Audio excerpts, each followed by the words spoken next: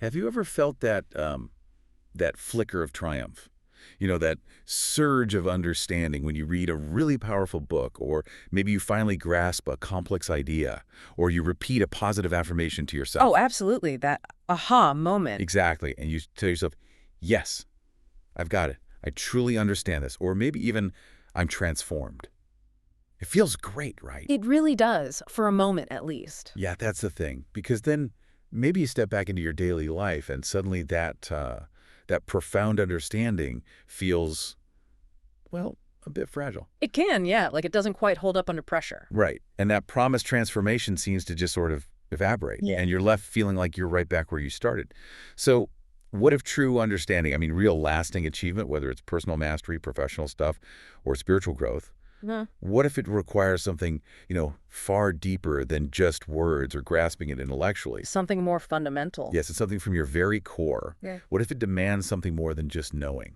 That's a powerful question. Well, today we're embarking on a really fascinating and I think profoundly instructive deep dive, going straight into the heart of that question. We're going to dissect verse number 66 from an ancient, really revered text called Vivekchudamani. A cornerstone text in Advaita Vedanta. Exactly. For those maybe not familiar, the Vivekchudamani, it's Sanskrit, often translated as the crest jewel of discrimination. And it's just celebrated for its incredible, timeless insights into the whole journey of self-realization. Truly timeless. The wisdom holds up remarkably well. It really does. And the specific section we're looking at today is titled Ingornada Kinder, AV Pa Yi, the contra is Kanya. HU bar here, Hiki TP feet, come on the one. Which translates roughly to internal enemy victory, the path to self-realization. A very evocative title, isn't it? And while this is definitely an ancient text, it's so far from being just some dusty relic. It offers incredibly practical, really actionable wisdom about how we truly transform, how we achieve our deepest, most meaningful goals. And that applies whether they're spiritual, deeply personal, or even, professional ambitions. The principles are universal, really. I think so too. So our mission in this deep dive is pretty clear. We're going to systematically unpack this powerful verse. We'll start by exploring its core analogy. It's really vivid, and it might just challenge how you think about progress and success altogether. It's a very grounding analogy. It is. Then we'll pinpoint the hidden internal obstacles, the enemies, as the text calls them, that it so keenly reveals, these things lurking inside. The internal battlefield. Precisely.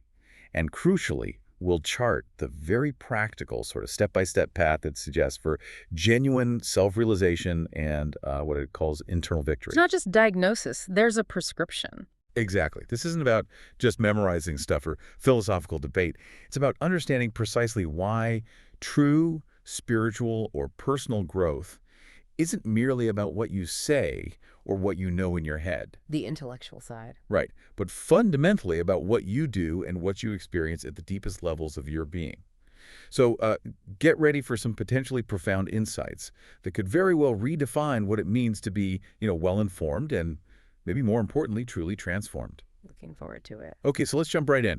This foundational verse, number 66, it might appear, well, deceptively simple on the surface, almost like common sense, but its wisdom runs incredibly deep, especially when we start thinking about its symbolic implications. The layers beneath the surface. Exactly. The Sanskrit verse itself reads, Akritva shatrusa hamirangat vakulpushriya, Raja hamiti shabdano, Raja vavitumarhati. It's a beautiful verse. And its direct literal meaning is, well, strikingly straightforward. Oh. A person who neither kills his enemies nor acquires the wealth of the entire earth cannot become a king merely by saying, I am a king. Seems quite obvious, doesn't it? It does. At face value, it seems so obvious. You don't just, declare yourself a king and suddenly expect to be crowned, have subjects, wield power, rule a kingdom. The words alone don't manifest the reality. Right. Simply uttering the words, I am a king, without any actual conquest, without any actual dominion, it holds no weight in the external world. You don't just say it and boom, it's true. It's like declaring yourself a doctor without going to medical school or passing any exams. The title is empty. Exactly. Or declaring yourself an Olympic champion without ever training, competing, or winning a medal. The words themselves are just empty, devoid of substance. But here's where it gets really interesting. Because the Vivekchudamani immediately invites us, doesn't it, to look beyond the literal. It does. It pivots immediately to the inner world. Yes. There's this profound symbolic layer at play here. And it's one that applies directly to you listening right now, to your own inner world, and to your personal journey towards mastery and fulfillment, whether that's in your career, your relationships, or your spiritual path. Indeed, the text is remarkably precise in clarifying this deeper meaning. It moves straight from the external example to the internal application. The word king in this profound context, it's not about external political power or a literal crown or some physical kingdom you can point to on a map. So it's a metaphor. Exactly. It's a powerful, potent symbol, a symbol of internal victory and ultimately self-realization. Okay. Internal victory. Yes. And the text draws this direct, really striking parallel. Just as a person cannot truly become an external sovereign king without first confronting and defeating formidable enemies on the battlefield and then establishing control over a kingdom. The hard work, the actual doing. Precisely. The exact same principle, the very same rigorous requirement applies to our inner world. True self-realization, or what the text sometimes calls salvation or liberation, is not achieved by merely intellectually understanding concepts or repetitively uttering classical spiritual sentences. Even powerful ones like I am the soul, I am Brahma, or the famously potent Aham Brahmasmi, I am Brahman. Wow. So even saying Aham Brahmasmi, which is considered such a profound statement. Even that, the text suggests, is insufficient on its own. It immediately and quite powerfully challenges a very common assumption we often make, not just in spiritual circles, but really in almost every area of our lives. Which is? That progress or transformation or achievement is solely about intellectual understanding, or maybe reciting powerful affirmations, or even just thinking positively. Like positive thinking alone will get you there. Right. The Vivekchudamani is telling us something critically important here, that true mastery, true kingship over one's own being, your own inner kingdom, if you will, requires far more than just words. It demands concrete, sustained action, it demands profound internal conquest, and it requires a lived, undeniable transformation. Action and conquest. Those are strong words. They are. Think about it. A marathon runner doesn't become a marathon runner by sitting on the couch and repeatedly saying, I am a marathon runner. Right, that would be absurd. They become one by running, by training, by enduring the pain, by conquering the physical and mental challenges of the race, day after day. Similarly, this text insists it's not enough to simply say you are a self-realized being, you must be one. And that fundamentally involves active, diligent engagement with your inner landscape. It implies a deep, persistent internal battle. That really does shift the whole paradigm, doesn't it? Because we're so often conditioned to think of enemies or obstacles as being outside of us. External challenges, difficult circumstances, other people. Exactly. People who stand in our way or situations that block us. But this text draws our attention to this really crucial and I think often overlooked insight.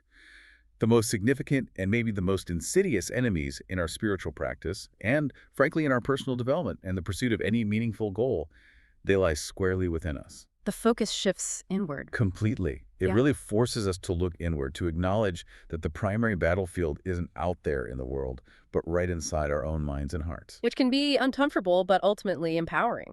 Definitely. And the text doesn't just vaguely hint at these internal adversaries, it actually names them explicitly. It gives us a kind of a battle roster for the war we need to wage within ourselves. It maps out the territory. It does. These are the forces we have to contend with, the enemies that prevent us from truly becoming the king or the master of our own being. First, there's ignorance. And this isn't just, lacking facts or information. It's deeper than that. Much deeper. It's a fundamental misunderstanding of our true nature. It's misidentifying with the transient, the impermanent aspects of ourselves, our thoughts, our body, our roles, which leads to a really distorted view of reality. Like seeing the rope as a snake in the classic Vedanta example. A fundamental misperception. Exactly. Imagine trying to navigate through a really dense fog that's the kind of fundamental confusion ignorance represents. It blinds us to our own inherent power and wisdom. It's the root problem in many ways. The foundation upon which other problems arise. Yes. Then we have attachment. This is that powerful, often unconscious clinging to sense objects, to outcomes, to desires, to comfort, to past experiences, maybe even clinging to the way things should be. Expectations. Right. And it's the root of so much suffering, isn't it? Because when we attach, we inevitably face the pain of loss or disappointment when things don't go our way or when things change, which they always do. It creates vulnerability, like trying to hold on to water. Yeah, good analogy. Think of it like trying to carry way too many heavy bags through life. Each attachment just weighs you down, makes you less agile, and stops you from moving freely. It binds you. It really does. Following that, there's hatred. A powerful aversion, negative feelings, a pushing away of what we don't like or understand. And it's not just, outright hostility. It can be subtle. Very subtle. Forms of resentment, judgment, active dislike, prejudice. It creates these barriers, cutting us off from connection, from compassion, and it consumes an immense amount of internal energy, just holding on to that negativity. It's corrosive. Totally. Then we have ego, which the text sometimes calls false ego. And this isn't about having healthy self-esteem or confidence. That's different. No, this is the constructed sense of a separate self. Exactly. That feels distinct, maybe superior, maybe inferior, but always somehow separate and often perpetually threatened. It's fueled by pride, insecurity, self-importance. It leads us to build these walls around ourselves, right?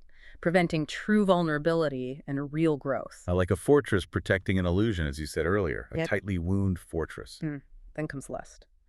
But we need to understand this in its broader, more profound sense, don't we? Definitely. It's not just about physical desire, though that can be part of it. It's more like an intense, often overwhelming craving for worldly pleasures, for sensory gratification, for things outside of us that we mistakenly believe will complete us or satisfy us or make us whole. But constant search for satisfaction out there. Right. It's that incessant pursuit of external validation, constantly chasing the next high, the next acquisition, the next experience, but never feeling truly, deeply content. The hungry ghost state, in some traditions, never satisfied. Good parallel. And then there's the formidable bondage of karma. This refers to the accumulated effects of past actions, and not just moral actions in a narrow sense, but any action driven by desire or ignorance. Actions stemming from that fundamental misperception. Yes, these actions create tendencies, patterns, habits, predispositions that can feel inescapable, like we're trapped in a cycle repeating the same mistakes. The grooves etched into our psyche. Exactly. It's the echo of our past shaping our present, subtly influencing our choices and our reactions, often without us even realizing it. It creates momentum, often in unhelpful directions. For sure. And finally, desire itself, which is often seen as the fundamental root of so many attachments and actions, constantly pulling us forward into wanting, into feeling a sense of lack, into chasing a future state that never quite arrives because once we get it, a new desire pops up. The engine of samsara, the cycle of suffering. And its volatile sibling, anger. Those reactive emotional states that just erupt when our desires are thwarted, or our attachments are threatened, or our precious ego feels slighted. The explosive reaction. Yeah. These are the spontaneous explosions that can completely derail our progress, cause immense internal turmoil, and damage our relationships externally. A destructive force. Absolutely. So look at that list. These aren't some abstract philosophical concepts just floating out there in the ether, only relevant to, ancient monks in caves. No, they are very real, very present in everyday life. Right. These are the deeply personal, often uncomfortable battles we face every single day, sometimes every hour, every minute even.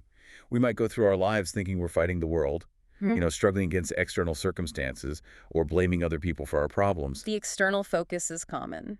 Very common. But this ancient text delivers this potent, timeless truth. The real war, the true struggle for liberation and self-mastery, is happening right inside us, with these very real, very present internal adversaries. It's an ongoing inner struggle for sovereignty over our own minds and emotions. And this brings us back with, I think, undeniable clarity to the core message of the verse we started with. As long as these internal enemies, that false ego, those deep-seated attachments to sense objects, the incessant desire, the volatile anger, as long as they remain active, powerful, and basically unconquered within us. Still running the show, essentially. Exactly. As long as they're in charge, merely saying, I am a soul, or I am free, or I'm enlightened, it just doesn't yield any genuine, lasting results. It can't. It's like painting over rust. That's a good way to put it. The statement becomes disconnected from the lived reality of our inner experience. The text provides that very simple, yet incredibly relatable analogy for this profound truth, remember? What about being rich? Yes. It's just like a person who keeps calling himself rich and maybe boasts about their immense wealth, but in reality, they don't have a single penny to their name. No assets, nothing. The words are utterly empty. All talk, no substance. Precisely. They carry no weight or substance because they are not connected to a corresponding reality. There's no inner experience to back them up. Okay, so this really forces a moment of self-reflection, doesn't it? It absolutely does. It raises a critically important question for all of us, one that demands deep, honest self-examination. Which is, In what areas of our lives are we, perhaps unconsciously, maybe even consciously, content with simply saying we are something or knowing something intellectually without actually doing the work to transform the inner landscape? give me an example. Well, perhaps we declare ourselves patient. We tell people I'm a patient person, but then we find ourselves getting easily frustrated, maybe honking the horn in traffic over trivial annoyances. Okay, I can relate to that one. Or we say we are compassionate, but then we find ourselves harboring subtle resentments towards colleagues or family members, maybe engaging in gossip. Yeah. We might affirm that we are disciplined. Oh, I'm very disciplined.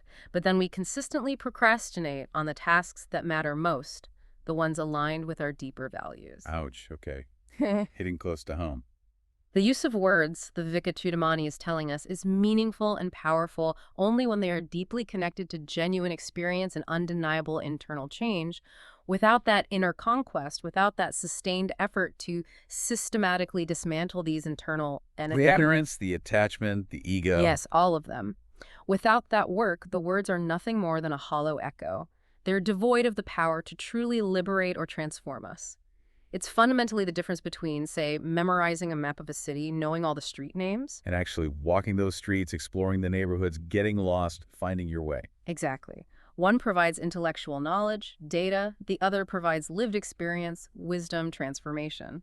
That distinction between intellectual knowing and truly being is absolutely crucial, isn't it? It really clarifies the core takeaway from everything we've discussed so far. It crystallizes the point. Simply reading scriptures, Yeah.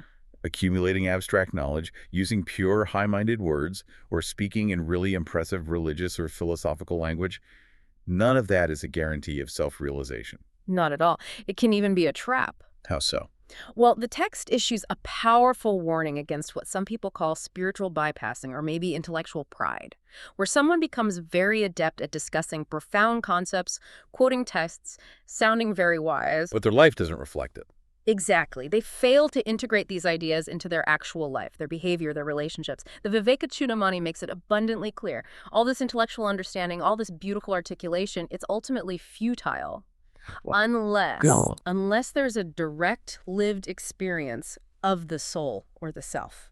Unless the arduous, challenging journey of self-development is actually completed, and unless that fundamental ignorance within is truly, utterly destroyed, not just understood, but eradicated. Okay, let's really unpack that because it sounds huge. So it's not just about accumulating facts or being able to recite impressive verses or mastering some kind of esoteric vocabulary. That's like foundational knowledge, maybe, learning the alphabet. Perhaps. Necessary, but not sufficient. Right. But the text is pointing to something far more profound. It's talking about a personal transformation that shifts your very being. It changes how you interact with the world and with yourself at a really fundamental level. A change in the very ground of your being. Yes. Think of it this way. It's the difference between reading a super comprehensive cookbook, right? Memorizing every single recipe, understanding the chemical reactions involved in baking, maybe even discussing culinary theory with great eloquence. You could win a quiz show about cooking. Totally. Versus actually stepping into the kitchen, handling the raw ingredients, making a mess, learning from your mistakes, maybe burning a few dishes along the way. The practical application. Yes. And eventually, through consistent practice and direct experience, you prepare a delicious, nourishing meal. One is intellectual understanding. The other is direct, embodied experience that actually transforms you into a chef. A lived skill, not just head knowledge. Exactly. The Vivekchudamani is asking us to become the chefs of our own lives, not just the cookbook reviewers. Precisely. And this is where the text moves beautifully from astute diagnosis, identifying the problem, the internal enemies, to practical prescription. It doesn't just leave us feeling overwhelmed by that daunting list of inner adversaries. Which is good, because it was a bit daunting. It can be. Instead, it offers a clear path forward. Just as external efforts, strategic planning, gathering resources, maybe engaging in conflict, persistent training are necessary to establish and maintain control over the external world and external kingdom. The king analogy again. Yes. Similarly, internal sadhana is presented as absolutely essential for achieving self-knowledge and true internal mastery. Sadhana. Can you explain that term a bit more? Sure. Sadhana, in this profound context, refers to a disciplined, consistent spiritual practice. It's a carefully curated set of tools and techniques specifically designed to systematically dismantle those inner enemies we've been discussing. So it's the how-to, the actual work. It's the battle plan for your inner kingdom, the active engagement. Okay. And does the Vivekchudamani tell us what this sadhana involves? It does. It doesn't leave us guessing. It specifies key practices, offering a clear, actionable blueprint for this internal conquest. First, there's Vivek. Vivek, discrimination. Yes, Yeah. often translated as discrimination. But it's far more than just making everyday choices. It's the profound, discerning ability to differentiate, to clearly distinguish between the real and the unreal, between the permanent and the impermanent, between what truly serves your highest self and what is merely a fleeting illusion or a distraction. Seeing things clearly. Seeing things as they truly are.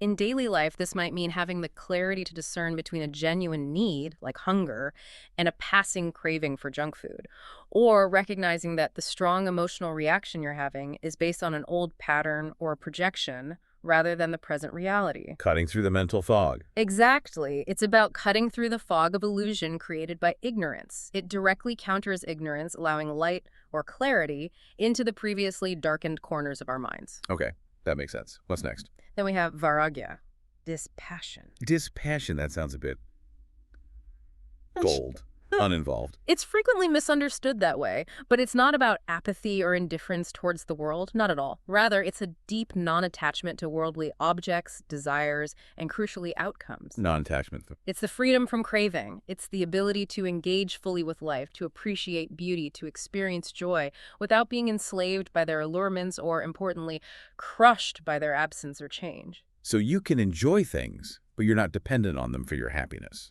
Precisely. Imagine a highly skilled surgeon performing a delicate operation. They are intensely focused, fully engaged, using all their skill.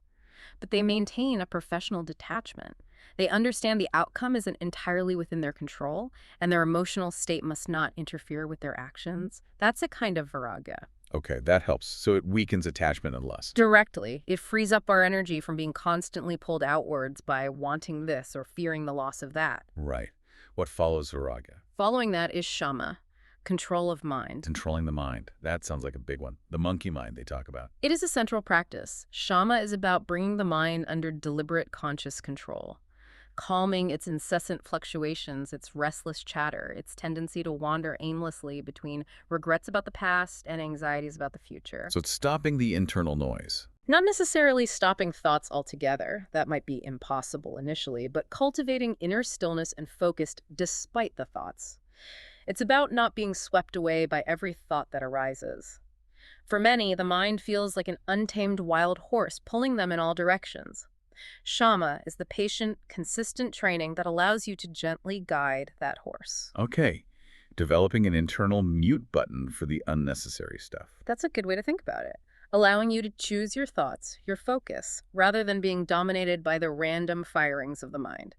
This practice directly counters reactivity like anger and the arising of impulsive desires by reducing the mind's frantic energy. Makes sense. And next there's Dhamma, control of senses. Shama was mind, Dhamma is senses. Okay. Yes, this practice involves disciplining the senses sight, hearing, touch, taste, smell, to prevent them from constantly externalizing, constantly pulling your attention outwards towards sensory gratification or distraction. So not being constantly hooked by everything around us. Exactly. It's about being able to consciously choose where your attention goes, rather than being automatically dictated by external stimuli or immediate impulses.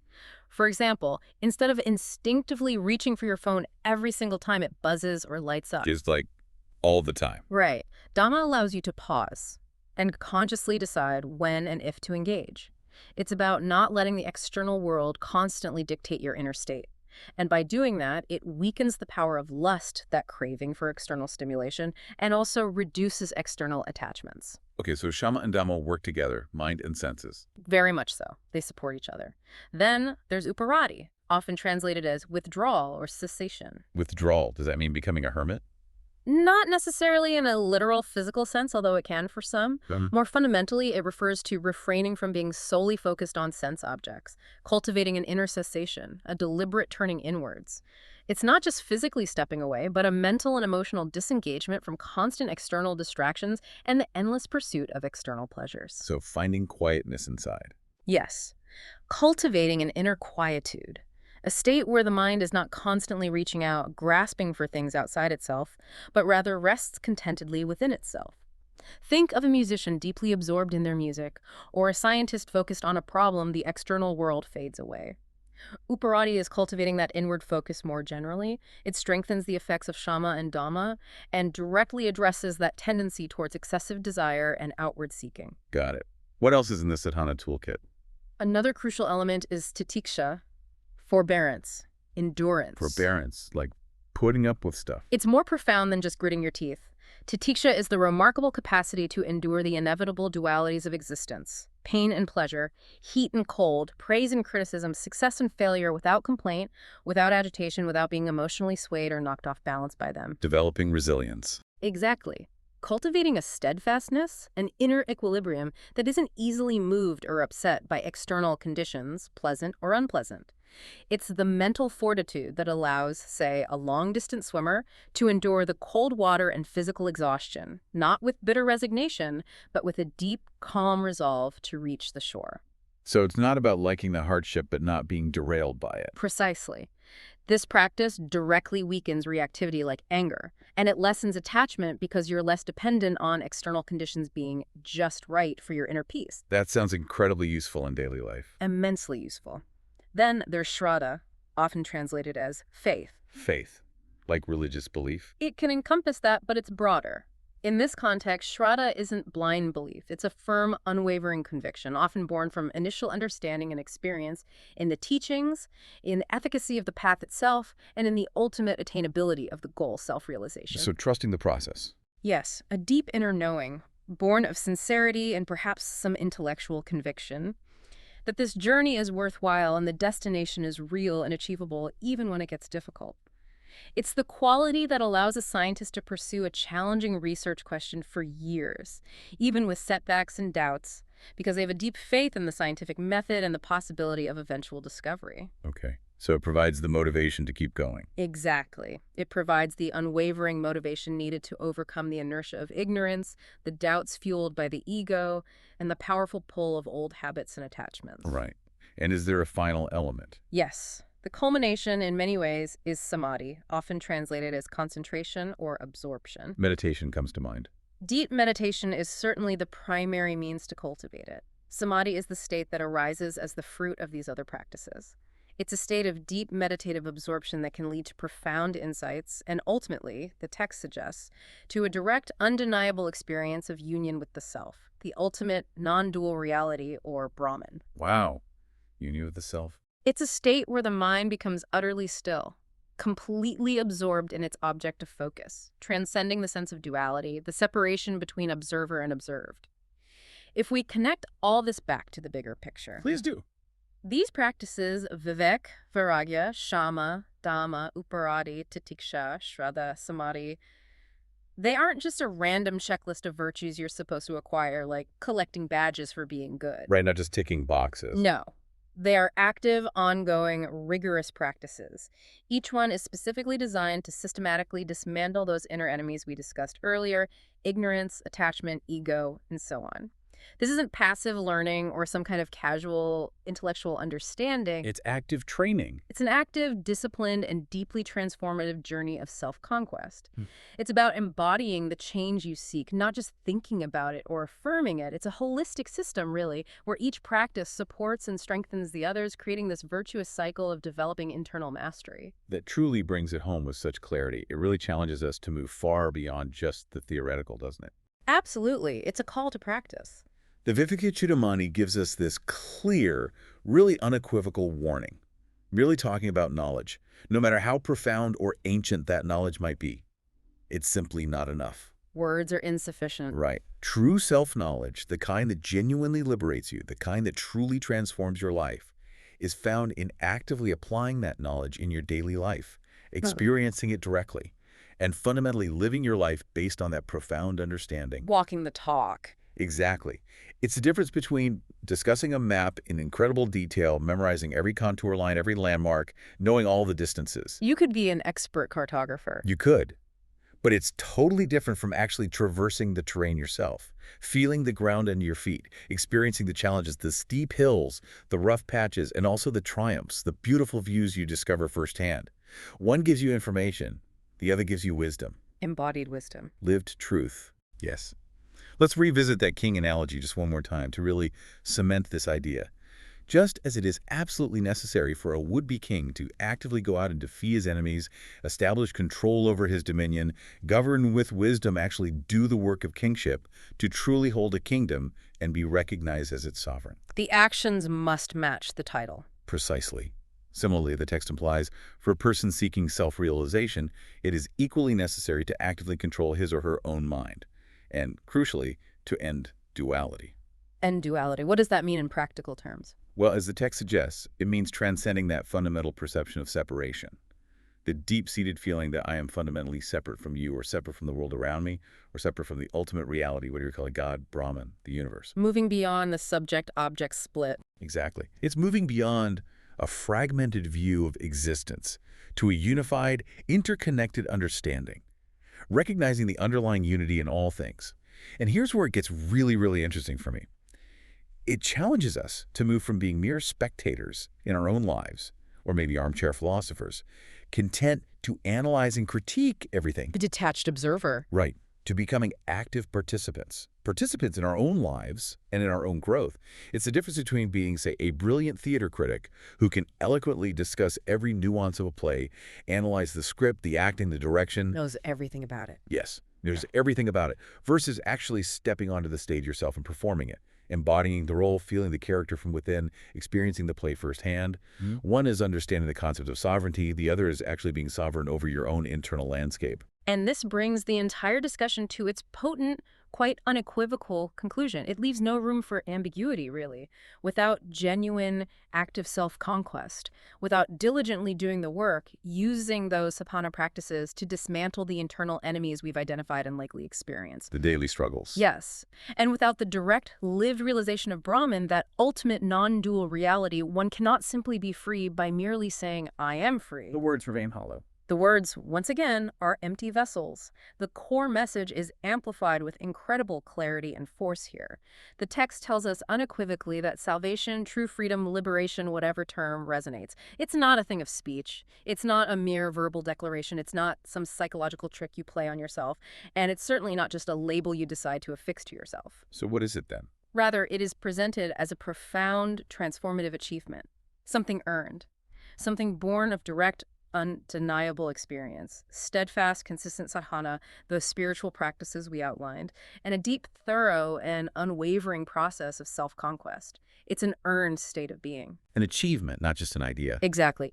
This powerful shloka from the Vivekchudamani makes us deeply, profoundly aware of the absolute necessity of unwavering sadhana on the path of self-realization.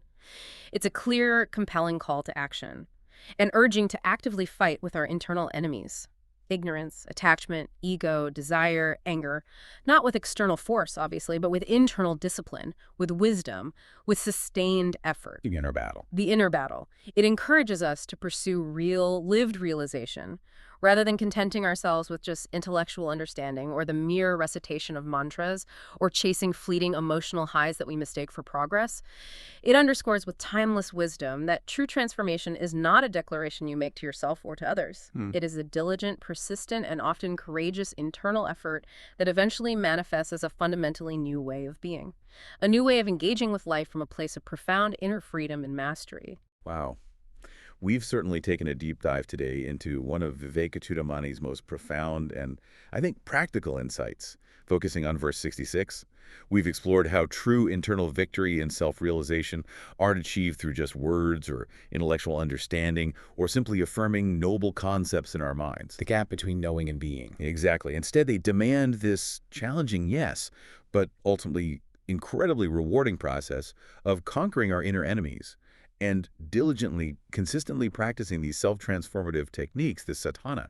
It really boils down to being, not just saying, about achieving internal royalty, not just making a verbal declaration. Well put. So what does this all mean for you, listening right now? This isn't just some interesting piece of ancient wisdom confined to texts from millennia ago. It feels like a living, breathing blueprint for authentic living right here, right now in your modern life. Its relevance is immediate. I think so. It really challenges us to consider where we might be falling short. Maybe not in effort, perhaps, but in our very approach to personal growth, to spiritual practice, to any kind of achievement, really. Yeah. Where are we focusing on the saying rather than the doing and being? Precisely. So consider this for your own exploration, for your own ongoing deep dive into your inner world. In what areas of your life are you maybe currently calling yourself king or free or perhaps master of a particular skill or domain without having truly done the work to conquer the internal enemies related to that area, the ignorance, the attachment, the fear, the ego, the anger? Where is the claim not backed by the inner reality? Exactly. Or perhaps where you're relying heavily on words, on labels, on affirmations, maybe even on just accumulating knowledge instead of engaging the deep internal transformation and the consistent, diligent effort that this ancient text suggests is the real path to liberation and mastery. A challenging but vital question to ask ourselves. It really is. This profound idea isn't just about ancient spiritual concepts like Brahman or Samadhi, though it certainly includes them. It's about the very nature of genuine achievement, profound authenticity, and lasting transformation in your own life, whatever your goals may be. It asks you quite directly to look inward and truly ask, am I truly being it or am I just saying it?